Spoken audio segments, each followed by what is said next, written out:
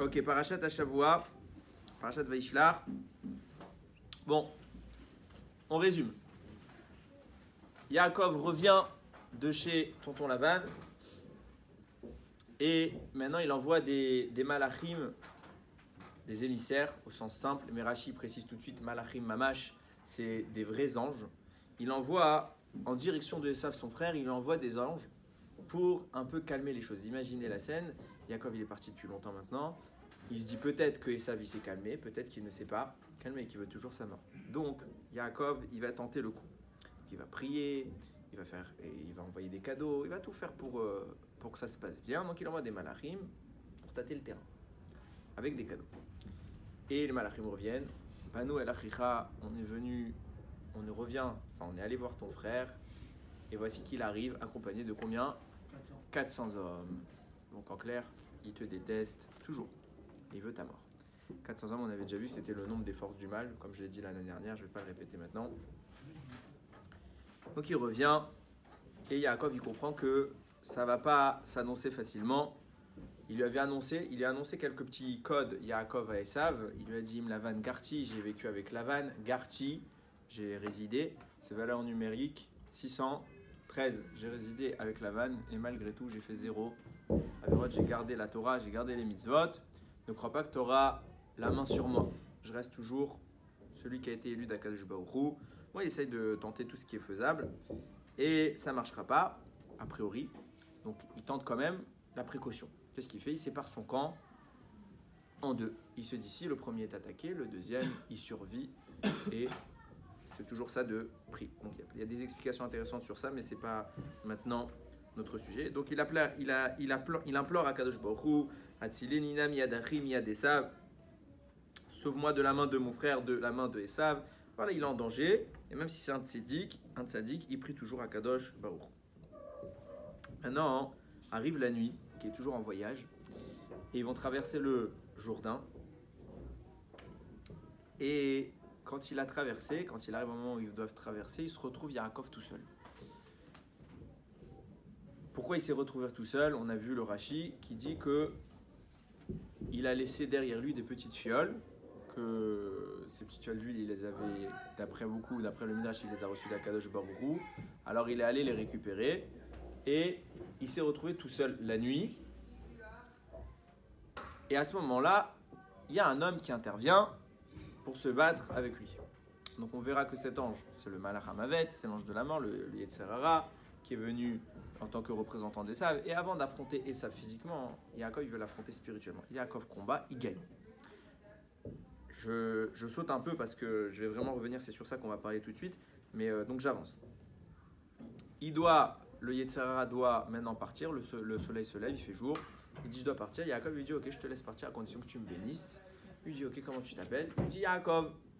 Il dit ok, tu t'appelleras plus Yaakov. Dorénavant, je rajoute un deuxième nom. C'est Yaakov, toujours le premier, et Israël. Dorénavant, tu seras aussi Israël. Le soleil est donc levé, et Yaakov continue sa route, et là, il arrive devant Esav. Esav, je vous ai dit, il était accompagné de 400. Oui, tu as une question ? Ouais, j'ai une question. Ouais. Comment on peut dire que Yaakov il était seul parce que le Hachem il accompagne toujours. Non, sur le plan physique, il est seul. Il n'y avait pas de... On va en parler, mais de toute façon, on va venir vraiment, Mamash, on va parler... Bagarre. On va parler de ça dans 2 minutes, ok ?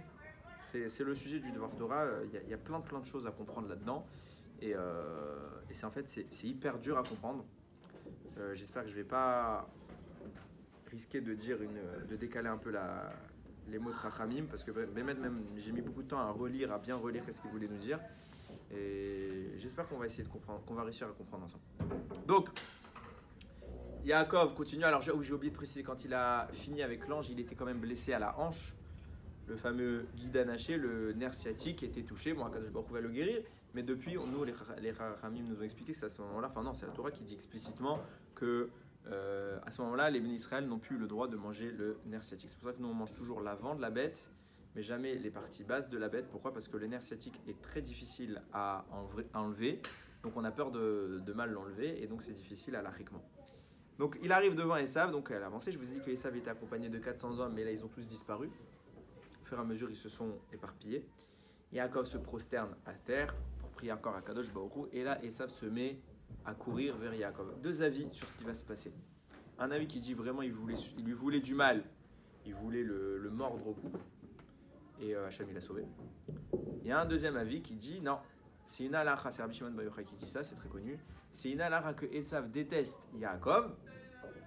Mais à ce moment-là, Hachem, il a éveillé son amour pour son frère. Et il l'a enlacé dans ses bras de toutes ses forces. Donc ça y est, réconciliation. Du coup, Yaakov, il lui présente toute la famille. Donc c'est les 4 femmes, les 11 enfants qui étaient à ce moment-là vivants. D'accord. Yaakov, maintenant qu'il est en bonne entente avec son frère, et ça lui dit, viens, je vais te raccompagner, etc. Viens, voilà, j'ai de quoi faire. Et Yaakov lui dit, non, écoute, il ne voulait sans doute pas rester avec Esav. Il lui dit, j'ai du bétail, j'ai des petits-enfants, ils sont jeunes, ils ne peuvent pas marcher à ton rythme à toi. Rentre tranquillement, on se rejoint plus tard. Yaakov va s'installer dans une ville qui s'appelle Sukkot. Il va y rester là-bas. Et un peu plus tard, sa fille, Dina, ils sont dans la ville de Shrem. Et sa fille, Dina, va se faire violer par Shrem. Shrem, c'est le fils du chef local. À ce moment-là, pire que ça suffit pas. Monsieur Shrem ne se limite pas au viol, il va aller plus loin. Il veut se marier avec elle maintenant. Ce qui est tombé amoureux d'elle. La chutzpah du type. Donc il va voir Yaakov avec son papa, donc Shrem et son père, et ils essayent de négocier un pacte d'alliance. Comment ils vont faire? Ils vont dire, écoute, voilà, vous installez chez nous, vous commercez avec nous, vous vous mariez avec qui vous voulez, comme si on était de la même famille tous ensemble. Et moi, en échange, je vous demande juste, vous me laissez me marier avec Dina. Yaakov ne répond pas, ses fils, ils étaient là à ce moment-là, parce qu'au début, ils n'étaient pas là, mais là, ils ont rejoint l'histoire, ils ont écouté tout le deal, ils ont dit, ok. Les fils, ils ont dit, ok, on accepte, mais à une condition. Chez nous, on ne se marie pas, on peut pas s'unir avec des gens qui sont pas circoncis, qui n'ont pas fait la Brit Mila. Alors vous voulez, ok, mais à une condition, c'est que vous fassiez tous la Brit Mila. Tous les hommes, vous faites la Brit Mila, et on sera comme des frères, tout ira bien. Il se passe quoi? Ils ont fait la Brit Mila tous. Le 3e jour, tout le monde est complètement KO, ils ont très mal. Je rappelle qu'il n'y a pas d'anesthésie, il n'y a pas de médicaments, il n'y a rien. Donc ils ont très mal.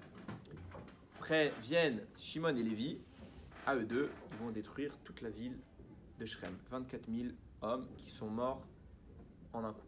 Ils vont les déchiqueter. Yaakov n'est pas très content. Pourquoi? Alors sur le plan du pshat, sur le plan de stratégie, il dit, on vient d'arriver en Eretz Israël, enfin on vient de revenir, à peine arrivé, on détruit une ville entière. Qu'est-ce que ça annonce comme message aux gens? Ça annonce, on vient conquérir, on va avoir des problèmes maintenant avec les forces qui sont aux alentours, c'est dangereux. Vous m'avez mis en danger. Yaakov, il avait d'autres raisons de ne pas accepter, mais en tout cas, l'erreur qu'ont fait réellement Shimon et Lévi, c'est pas tant le meurtre de tous ces gens, c'est le fait qu'ils n'ont pas tenu compte de Yaakov. Ils auraient dû demander à leur père l'autorisation d'agir et de suivre ce qu'il allait leur dire. Ils n'ont pas fait ça, donc quelque part, Hachem, il va les réprimander plus tard et il va les sanctionner. Ok, moi je vais revenir, donc après, bon, la fin de la paracha, c'est quand Yaakov y retourne normalement. Ok, je vais revenir sur cette histoire avec le malach. Alors je rappelle ce qui se passe. Yaakov, il est tout seul, juste que je retrouve la page. Voilà. Yaakov est tout seul, il a laissé sa famille seule, et il y a un homme qui vient l'attaquer. Nous on sait que c'est un ange parce que Rachid nous dit que c'est un ange. Si vous lisez le texte, il n'y a pas écrit. Ok. Alors je retrouve toujours pas le texte. Ouais. Voilà, donc il s'est retrouvé, voilà. Vayavek, Ish Imo. Un homme, c'est lié à lui. Un homme, c'est Ish, c'est pas un malach. Mon Yaakov, il va gagner, il va être blessé au niveau de la hanche, mais il a gagné. Donc il a dominé le malach.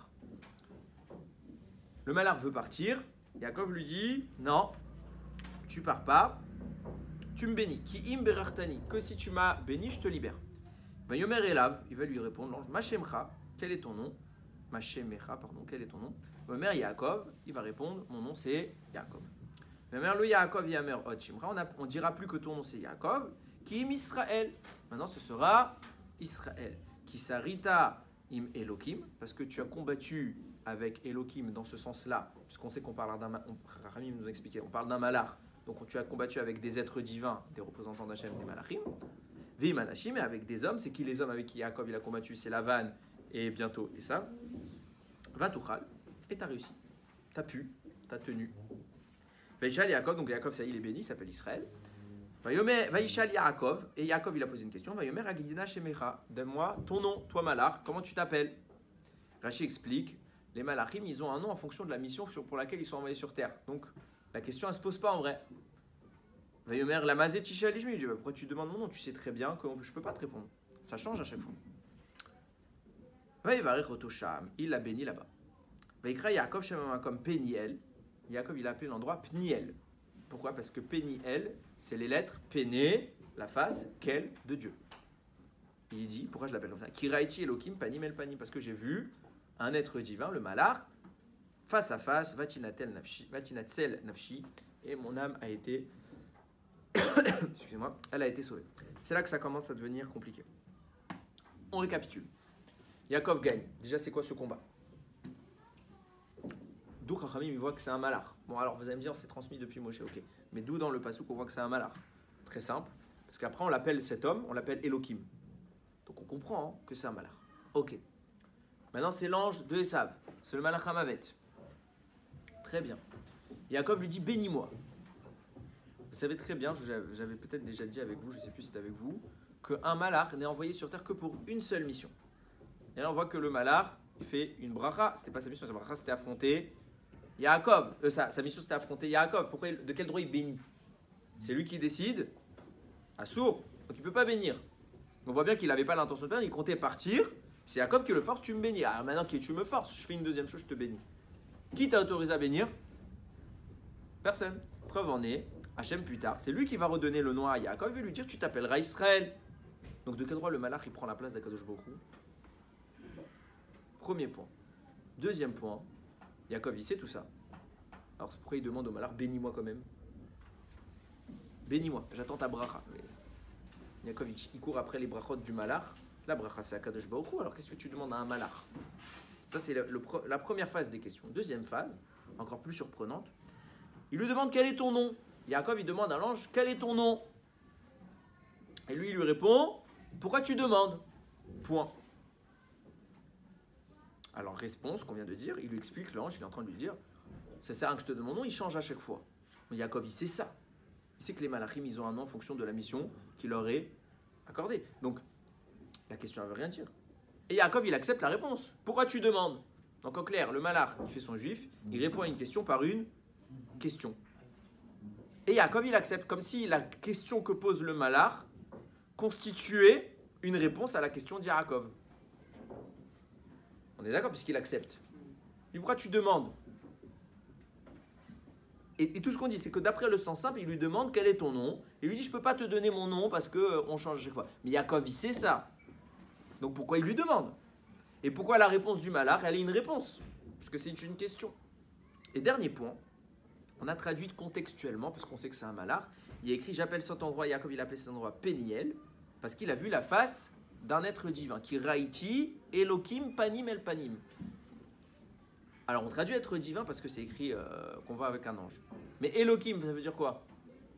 Dieu. Donc je traduis littéral, parce que j'ai vu Dieu face à face. Tu as vu Dieu face à face. Donc il a appelé cet endroit. Pourquoi c'est écrit? Alors pourquoi on traduit? On ne comprend pas. Qu'est-ce que ça veut dire il a vu Dieu face à face? Tout simplement. Pas besoin d'aller plus loin. Qu'est-ce que ça veut dire il a vu Dieu face à face? On peut voir Dieu. Il a dit Raïti, j'ai vu. Il n'a pas dit j'ai parlé. Moshe il parlait avec Hachem comme un homme, il parle face à face. Mais il a dit j'ai vu Dieu face à face. Yaakov il dit j'appelle cet endroit Péniel parce que j'ai vu Dieu face à face. Impossible. On va voir tout de suite qu'est-ce que ça signifie. Même hyper kadosh, on va voir. Tu vas voir qu'en fait c'est très compliqué c'est en train de se passer. Il y a Rabbeinu Bechaye. Alors avant d'introduire Rabbeinu Bechaye, juste une idée toute bête. Vous comprenez, il faut toujours avoir à l'esprit ça. Que Kadosh Baruch Hu, il est Echad. Kadosh Baruch Hu, il est unique. Il est le seul. Et nous, on est Echad. Lui, il est divin, mais c'est céleste. Ça veut dire que sur terre, ça se voit pas. Quel est le moyen de faire voir ça sur terre? Israël. Les Bnei Israël sont Am Echad. On est un peuple Echad. De même que lui, dans le ciel, il est Echad. Non, on est Echad. Ok? Je dis ça parce qu'on va comprendre ça réellement à la fin. Ok? Mais c'est très important de comprendre qu'il y a une corrélation entre l'unité d'Akadosh Baruch Hu et l'unité du Ham Israël. Rabbeinu Bechaye, il entame et il explique. Il apporte un Mefaresh qui n'était pas écrit en français. Il dit, je vous le traduis. Et lui-même, il a peur que ce qu'il traduit, ce ne soit pas parfaitement ce qu'a voulu dire le commentateur. Alors imaginez-moi comment je dois faire attention à ce qu'on va essayer de dire maintenant. Il faut bien essayer de comprendre. Il dit, on reprend tout le passage depuis le début. Yaakov s'est mis seul. Sens simple, il est retourné chercher quelque chose. Mais ça veut dire quoi, il s'est mis seul? Précise bien, il était seul. Être seul, ça veut dire se séparer des autres. S'éloigner. Quand je m'éloigne, je suis seul. Il est seul dans le sens où le monde qui l'entoure, il va s'en isoler. Yaakov va littéralement se détacher de la matière pour devenir une expression, du moins pendant cet instant-là, qui va être purement et strictement spirituelle. Et tout de suite après, puisqu'il est seul et qu'il a, entre guillemets, atteint le niveau de la spiritualité parfaite, il va rentrer en résonance avec un être qui évolue dans la même dimension, un être qui n'est pas matériel, donc un ange. Tout de suite, Yaakov est seul, un ange se lie à lui. Il se lie à lui. Et là, il va y avoir la confrontation entre Yaakov et le Malach Hamavet, le Satan. Il y a combat, Yaakov gagne. Maintenant, il y a ce débat entre Yaakov et le Malach. Je te laisse pas partir. Le Malach, il devait monter parce que c'était le moment où il devait bénir Akadosh Baruch Hu. Yaakov lui dit, je ne te laisse pas partir, je veux une bracha. On a posé la question, c'est quoi cette bracha qu'il est en train de lui demander? Yaakov est en train de vouloir accepter. Pourquoi il s'est mis seul? Pour s'isoler et sortir de la matière. Parce que Yaakov tente maintenant, avant de rentrer en Eretz Israël, d'avoir accès à l'absolu, à la connaissance absolue d'Akadosh Baruch Hu. Il se met seul pour se déconnecter du monde. Vient le Malach, il perd, et maintenant Yaakov lui dit, bénis-moi. Qu'est-ce que je veux que tu me bénisses? Je veux perdre la frontière, je veux qu'elle disparaisse la frontière entre moi et Akadosh Baruch Hu. Je veux être parfaitement lié à Akadosh Baruch Hu. Pourquoi il demande ça à l'ange? Qu'est-ce que ça signifie? L'ange lui explique, je vous ai expliqué, pardon, c'est le Satan. Donc si c'est le Satan, c'est lui la frontière entre nous et Hachem. C'est lui qui nous empêche l'accès absolu. Donc il lui dit, c'est à toi que je demande de t'effacer. Je ne te demande pas une bracha, je veux que tu disparaisses pour que je sois en parfaite liaison avec Akadosh Baruch Hu. L'ange lui dit, comment tu t'appelles? Il dit Yaakov. Il dit, tu ne peux pas t'appeler Yaakov. Yaakov, ça connote les notions basses. Yaakov, c'est le talon. Le talon, c'est la partie la plus basse du corps. Yaakov, c'est en bas. Si tu veux te lier avec Akadosh, c'est Israël. Israël, c'est en haut. Pourquoi? Parce que tu as battu, et l'ange lui explique quelque chose. C'est pourquoi tu t'appelles Israël? Parce que tu t'es confronté à Elohim, un être divin, Vegam Anashim, et même avec des hommes. Je ne comprends pas. Mais après, il dit, si tu me dis que j'ai battu un être divin, c'est sûr que je vais battre les hommes. On est d'accord? Alors pourquoi tu me dis maintenant les hommes? Tu aurais dû d'abord dire, d'abord tu as battu les hommes, et après tu montes, tu dis tu as battu un être divin. Mais tu me dis pas, d'abord tu as battu un être divin, et après tu as battu les hommes. Il n'y a plus de louange à battre des hommes quand tu as déjà battu un être divin. Qu'est-ce qu'il explique de là? Il dit, quand on dit que tu as battu des hommes, l'homme dont on parle, c'est toi, Yaakov. C'est pas comme ça qu'il le dit, mais j'explique. Ça veut dire quoi? Tu as battu le côté matériel. Tu as réussi à annihiler ta propre matière. Le corps est ce qui bloque. Tu as réussi à battre ça. Donc tu as combattu les malachim, tu as combattu le Yetzirara, au point que tu es arrivé à un niveau spirituel où le corps ne te gêne plus. C'est pour ça que je t'appelle Israël. Et quand Yaakov lui dit, quel est ton nom? En clair, maintenant, donne-moi accès. Maintenant que tu m'as dit tout ça, donne-moi l'accès au savoir absolu. Mais alors, je lui dis, Lamazé Tishal Lishmi, pourquoi tu demandes mon nom? Il explique Rabbeinu Bechaye, ça veut dire pourquoi tu demandes mon nom? Tu n'as rien à gagner. Mon nom est inférieur au niveau que tu as.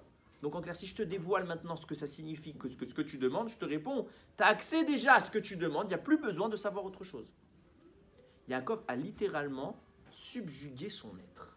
Il est dans la connexion absolue avec Akadosh Baruch Hu. Au point, j'avais posé la question, comment ça se fait que le Malach s'est permis de changer le nom de Yaakov alors que c'était à Hachem de le faire et que ce n'est pas ce qu'Hachem lui a demandé. J'ai eu un commentateur qui s'appelle le Tzeror Amor, il explique très simple. Il dit un midrash qui raconte qu'avant la création du monde, à Kadosh Baruch Hu, les malachim venaient pour faire sa louange. Et il disait Baruch Hashem, El Eloké Israël. Béni soit Dieu, béni soit Hashem, Dieu dit Israël. Sauf qu'Israël n'existait pas. Donc les malachim ils bénissaient Hashem grâce à Israël, mais ils se posaient la question, mais c'est quoi Israël? On ne connaît pas cette notion qui s'appelle Israël.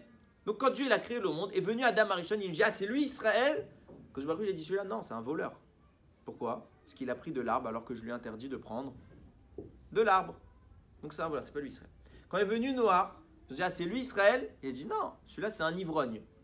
Pourquoi? Quand il est sorti de la Teva, il a bu du vin, il était ivre. Quand est venu Abraham, ils ont dit, ah, c'est lui Israël. Il a dit, non, celui-là c'est un converti. Et donc, qu'est-ce que ça signifie que c'est un converti?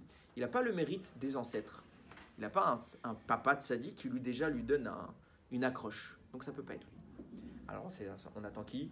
Yitzhak. Quand est apparu Yitzhak, on dit, c'est lui Yitzhak, c'est lui Israël. Il a dit, non, Hachem, ça ne peut pas être lui. Parce que lui, il a aimé mon ennemi.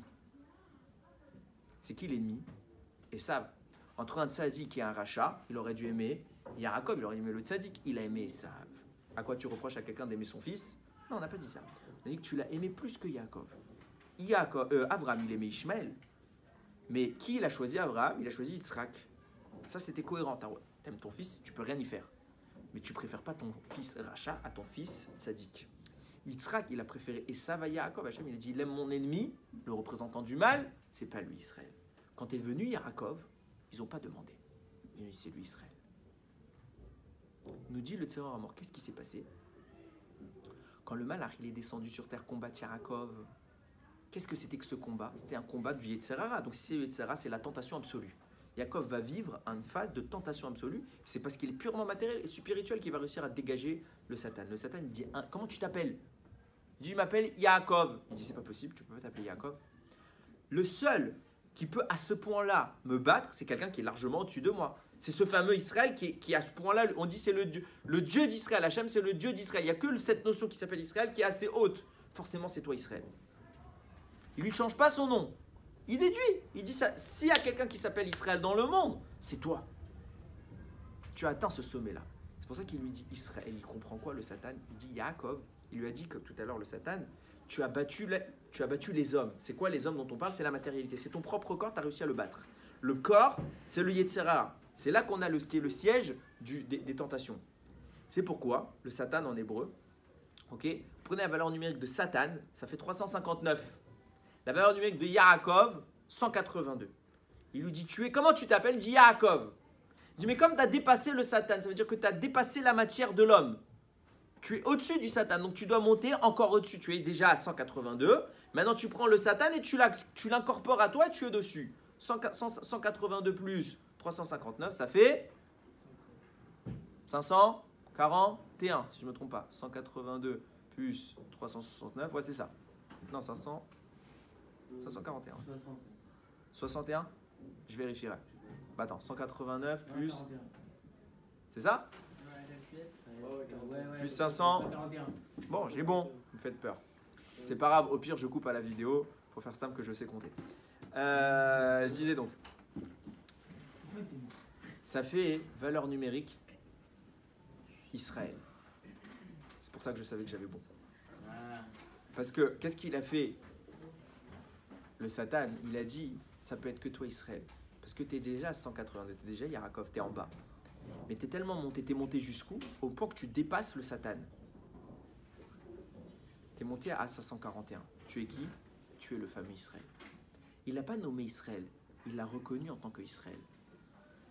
Il l'a reconnu en tant que tel. Et c'est là que ça commence à devenir compliqué. Il y a un autre commentateur, c'est le fils du Rambam, Rabbeinu Avraham. Il dit à peu près l'inverse de ce que je viens de vous dire. Il dit, on est d'accord que le débat entre Yaakov et le Malach, c'est l'accès au secret du ciel. Il n'y a pas de discussion. Sauf que quand le Malach il lui a dit, pourquoi tu demandes mon nom? Yaakov lui demandait le nom pour avoir l'accès. Quand le Malach il lui a demandé, il lui a dit, pourquoi tu demandes mon nom? Ça signifiait le refus de cet accès. Parce que quoi? Un homme ne peut pas accéder à ça.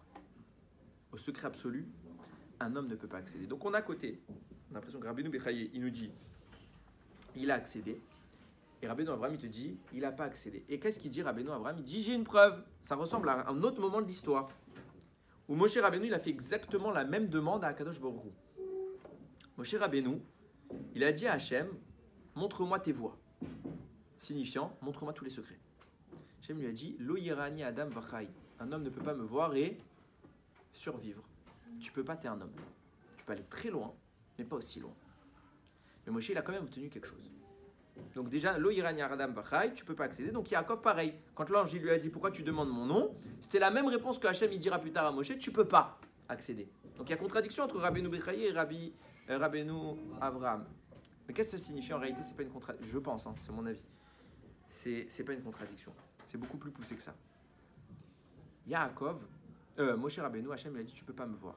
Et pourtant la paracha là-bas raconte qu'est-ce qui s'est passé tout de suite après. Kadosh Baruch Hu lui a dit tu sais ce qu'on va faire? Là, il y a un petit rocher, tu vas te protéger, je vais passer. Moi, Hachem, je vais faire passer toute ma gloire.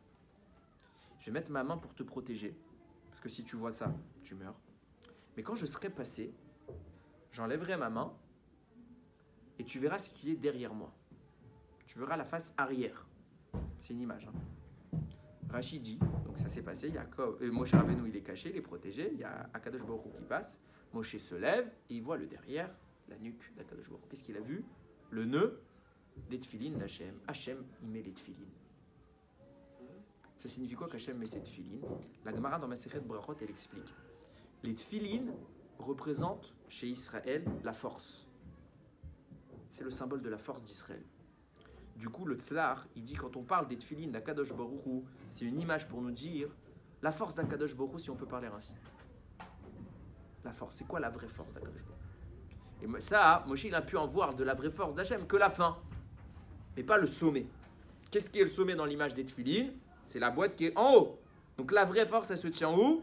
Dans les tefilines. Concrètement, la boîte. Il y a quoi dans cette boîte? Nous, on sait ce qu'il y a dans notre boîte à nous. Il y a 4 parachiotes.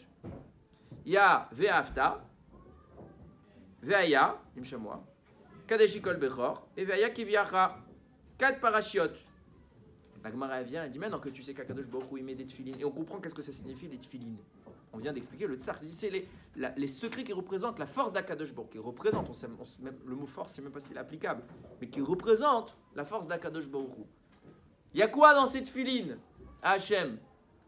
Il y a écrit Ve'ayim Shamua Tishmeu, Ve'avta Hachem, tu aimeras Hachem ton Dieu, tu écouteras les mitzvot. Il y a écrit quoi dans les tefilines d'Akadosh Baruch Hu? La Gemara elle dit non.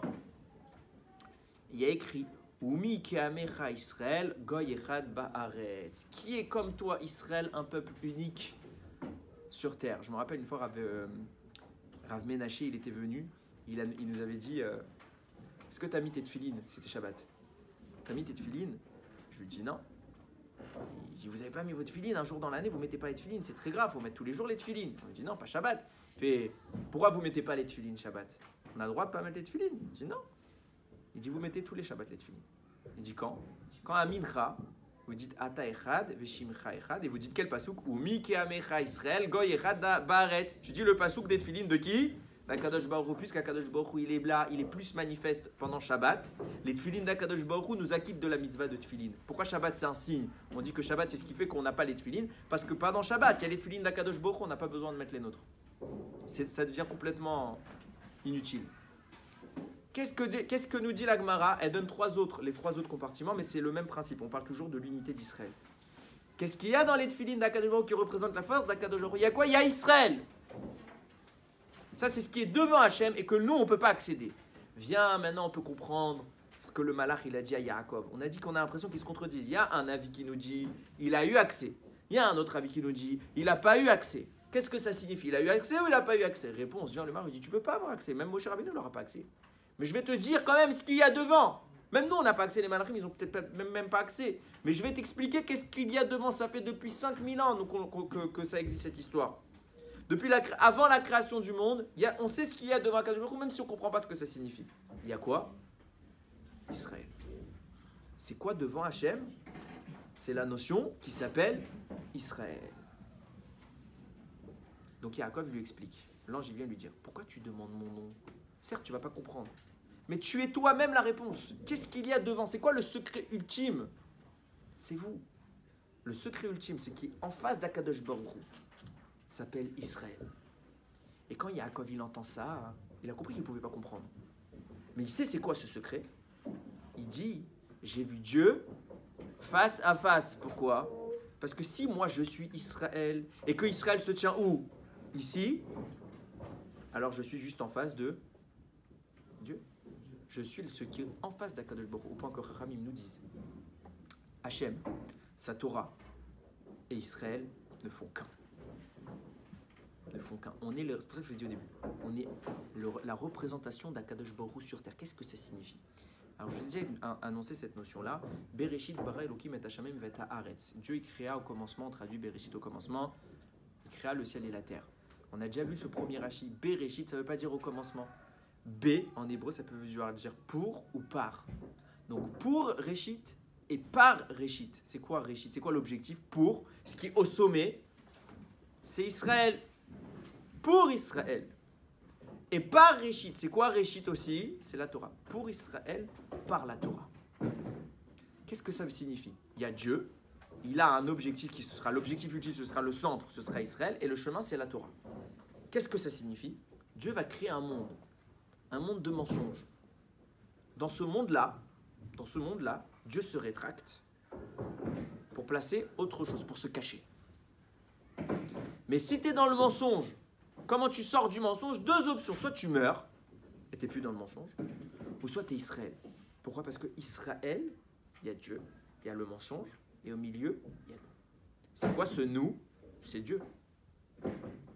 On est la manifestation de Dieu. En clair, Israël, c'est le moyen, c'est la porte de sortie du monde. C'est le moment où, quand tu es sur terre, tu peux ouvrir cette porte pour accéder à Akadosh Baruch Hu. C'est pour ça que l'ange va lui dire, tu ne peux plus t'appeler Yaakov. Yaakov, c'est ce qui est en bas. Yaakov, c'est le début. Maintenant, tu vas t'appeler Israël. Tu vas être ce qui est en haut. C'est quoi le symbole? Moshe Rabbeinu, il a vu l'arrière des tefilines d'Akadosh Baruch Hu.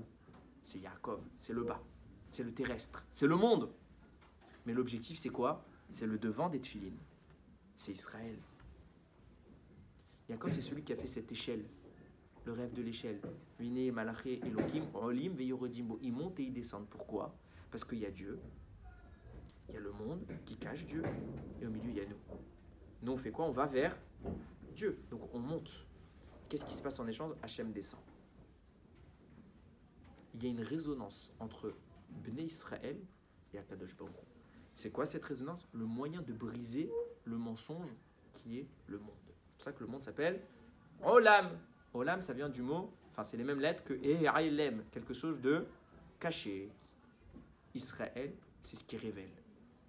C'est ce qui manifeste la présence d'Akadosh Baruch Hu. On ne peut pas comprendre le secret absolu. Mais Yaakov, il a mis en place un système qui fait que sur terre, on acquiert le moyen qu'après la vie, on puisse accéder à ce secret. Vous comprenez qu'est-ce que vous êtes? Vous comprenez ce que signifie Israël? Quand on parle de Israël, Amechad, on est ce qui est au sommet, littéralement, d'Akadosh Baruch Hu. C'est son objectif, Bereshit. C'est ce qui est devant lui, c'est son but. On est l'absolu qu'Akadosh Baruch Hu a fixé. C'est pas de la gava. C'est dire l'intimité qu'on doit connaître avec Akadosh Baruch Hu. Hachem, sa Torah, son peuple ne font qu'un. On est Akadosh Baruch Hu. On n'est pas Dieu, mais on fait partie de lui. Imaginez la gdoucha, la proximité avec Akadosh Baruch Hu. C'est pas des ch'touillottes. C'est le moyen de sortir du mensonge. Je vous l'ai déjà dit 100 fois. Les 4 premières lettres de l'alphabet, c'est Aleph, Bet, Gimel, Dalet. Aleph, c'est Hachem. 1. Il est caché derrière quoi? Bet, Gimel, Dalet. Beged, un habit. Hachem se cache. C'est quoi cet habit? C'est le mensonge. Moi, est-ce que je suis comme ça en dessous? Non, je n'ai pas cette couleur de peau. L'habit, c'est ce qui cache la vérité. Qu'est-ce qu'il y a derrière la vérité? Hachem. Mais comment je fais pour enlever l'habit? Il y a Israël. C'est pour ça qu'on est la lumière du monde. Parce que le monde, c'est l'obscurité. Yaakov, c'est l'obscurité. Quand la lumière est apparue, le malach, il devait partir. On est la lumière du monde. Parce qu'on est le moyen de sortir. On a la clé. C'est quoi la clé? Nous, on est la porte. Maintenant, il nous faut la clé. C'est quoi la clé? C'est la Torah. L'étude de la Torah détruit le mensonge. C'est le cadeau qu'Hachem nous a fait. Il dit, vous êtes la vérité, mais vous êtes entouré du mensonge. Si vous voulez accéder à Dieu, il faut que vous détruisiez le mensonge. Par quoi? Torah en mitzvot. Torah en mitzvot. Il n'y a pas d'autre moyen. Tout est faux.